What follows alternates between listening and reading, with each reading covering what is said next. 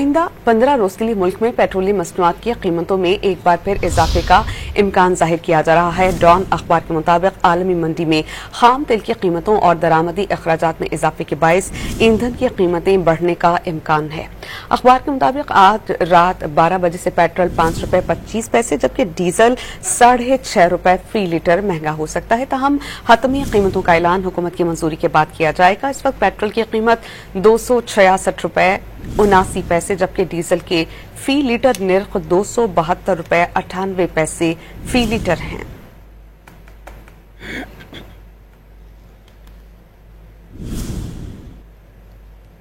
आइंदा 15 रोज के लिए मुल्क में पेट्रोलियम मसनूआत की कीमतों में एक बार फिर इजाफे का इम्कान जाहिर किया जा रहा है। डॉन अखबार के मुताबिक आलमी मंडी में खाम तेल की कीमतों और दरामदी अखराजात में इजाफे के बायस ईंधन की कीमतें बढ़ने का इम्कान है।